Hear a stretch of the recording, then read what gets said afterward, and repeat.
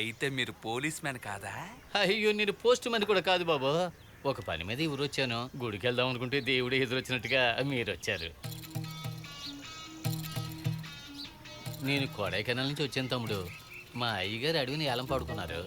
అడవిలో చెట్లు నరకాలంటే మనుషులు కావాలి. అడవి నిండా చానా అడవి కుక్కలున్నాయని చెప్పి భయపడి ఎవరు పనికి రావడం లేదు. మీలాంటి ఏటగాళ్ళొచ్చి తుపాకీలట్టుకుని గట్టిగా నిలబడ్డారనుకోండి. పనోళ్ళు పనికొస్తారు, మేము చెట్లు నరుక్కుంటాం. ఎన్నాళ్ళకో కాదు, ఒక్క నెలకే. మీరేం ఉత్తినే చేయక్కర్లేదు.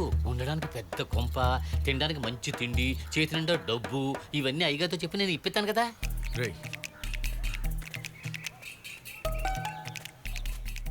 ఏట్రా అడవి కుక్క అది ఇది అంటున్నాడు, నమ్మెళ్ళచ్చంటావా? ఈ సాఫ్ట్ గా ఉంటుంది చూడు, అయ్యే డేంజర్ రా. అవి ఏం చెయ్యాలంటే జేబులో ఉన్న బిస్కెట్లు తీసేయాలి. తోకాడితో తినేసి వెళ్ళిపోతాయి. కుక్కలకు భయపడి వెళ్ళొద్దంటావేట్రా? అవును నిజమే, పోలీసులకు దొరికితే సెదగొట్టేస్తారు. దీనికి బదులు అడవిలోకి వెళ్ళిపోతాం పద. గన్న కొట్టేయడం మంచి పని.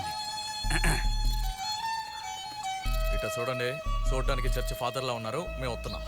పేదంలో అయ్యి నేను బాగా చేస్తాను. రండి రండి.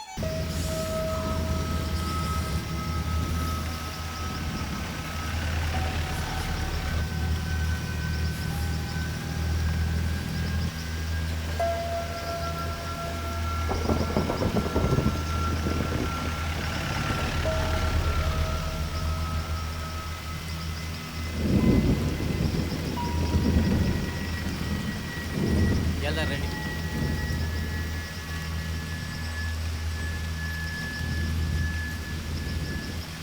తమ్ముళ్ళు ఇటు ఇటు. అయ్యా, వేటగాళ్ళని తీసుకొచ్చాను. మరి ఈ అడవిని చూసి భయపడరుగా? అయ్యా, వాళ్ళు పోలీసు వాళ్ళని తర్వాత మీరు చూస్తుంటే ఇట్లా మాట్లాడరు. తమ్ముళ్ళు, మీరు వెళ్ళి జీప్లో కూకోండి, నేను వచ్చేస్తాను. ఈడి పల్లం ఈడి కళ్ళ ముందే లేచిపోతే దాగడు మూతలు ఆడుకుంటున్నాం అంటాడేమో. వీళ్ళని చూస్తే వేటగాళ్ళలా అనిపించడం లేదే. ఈ డ్రెస్సులో అట్టాగే ఉంటారయ్యా. మన టైలర్ గారితో చెప్పి డ్రెస్సులు కుట్టించామే అనుకోండి, రేపు ఆ డ్రెస్సులు వేసుకొచ్చి తుపాకీలతో వచ్చి నిలబడ్డారే అనుకోండి, ఫారెస్ట్ అధికారి లాగానే ఉంటారు. నా మాట నమ్మండి. సరే, వేటగాళ్ళు వచ్చేసారని అందరినీ పనులకు రమ్మను. అలాగేనండి. ఏ బండి తీయండి రా.